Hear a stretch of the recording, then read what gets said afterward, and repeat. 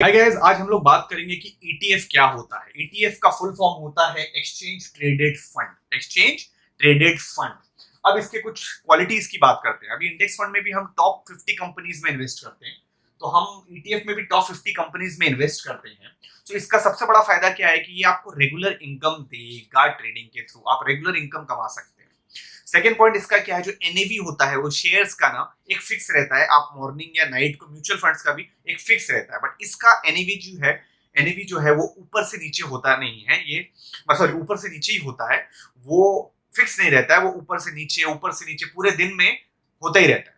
तीसरा, ये बहुत ही स्लो मूवमेंट वाला मार्केट है। बहुत ही स्लो मूवमेंट वाला मार्केट है, जिसकी वजह से आपको लॉस बिल्कुल नहीं होगा। लोएस्ट रिस्क है और लोएस्ट कॉस्ट है। मतलब आप 200 रुपए से भी इन्वेस्टमेंट स्टार्ट कर सकते हैं। मतलब 200 मतलब क्या, अगर मान लो 200 में भी लॉस हुआ तो आपका 100 होगा, 50 होगा, बट फिर भी 100 आने में भी बहुत टाइम लग जाएगा। मतलब 200 से 150 आने में भी बहुत टाइम लग जाएगा, फिर 150 से 100 होगा, पर जीरो कभी नहीं होगा। That's the biggest point. इसमें कभी भी ये जीरो नहीं होगा। हमेशा, जैसे मैंने कहा, 200 आप इन्वेस्ट कर सकते हैं इसमें। NAV keeps changing.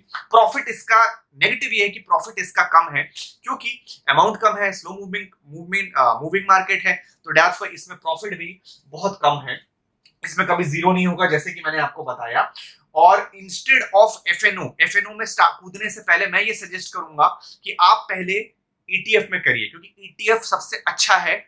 इसमें रिस्क कम है, तो आपको एक प्रैक्टिस हो जाएगा। 200 में भी आप इन्वेस्ट कर सकते हैं, तो आप समझ रहे हैं। इसीलिए ईटीएफ में पहले इन्वेस्ट करिए, एफएनएसओ पहले कूदने के लिए। अब दूसरा, इसका सबसे बड़ा पॉइंट क्या है कि ये डायरेक्ट इन्वेस्टमेंट इन इंडेक्स में है। इंडेक्स में ये डायरेक्ट इन्वेस्टमेंट है, ये बात आप दिमाग में जरूर रखिएगा। अब एक्सपेंस रेशियो, इसका जो एक्सपेंस रेशियो है वो 0.01 है। अब लोग सोच रहे होंगे इतना कम कैसे, बट ये है रियल में 0.01 है। दैट मींस म्यूचुअल फंड से 100 टाइम्स कम, और इंडेक्स फंड से 10 टाइम्स कम।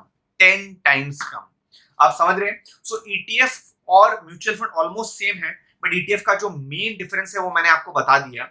और ईटीएफ में क्या होता है, एक्सचेंज ट्रेडिंग फंड्स में आप एक्सचेंज कर सकते हैं। जो फंड्स हैं उसको आप एक्सचेंज कर सकते हैं।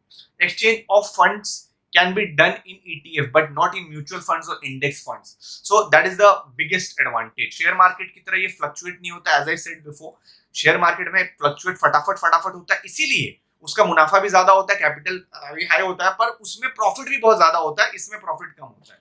इसलिए शुरुआती दौर में बिगनर्स के लिए मैं ये सजेस्ट करूंगा कि वो इसी में कूदें, ईटीएफ में। जब एक बार प्रोफेशनल बन जाए तब उनको शेयर मार्केट में या तो इसमें कूदना चाहिए, म्यूचुअल फंड्स में और ये सब में। So I hope I cleared your doubts and thank you. This is Ashish signing off. आप मेरी कम्युनिटी को ज्वाइन करिए, उसका लिंक मैं डिस्क्रिप्शन में डाल दूंगा। आप मेरे सब्सक्राइब करिए चैनल को, उसके साथ साथ बेल नोटिफिकेशन दबाइए, ऑल नोटिफिकेशन दबाइए, और जो डाउट्स है कमेंट सेक्शन में डालिए, और मेरे इंस्टाग्राम कम्युनिटी को डालिए, वो भी डिस्क्रिप्शन में लिंक रहेगा।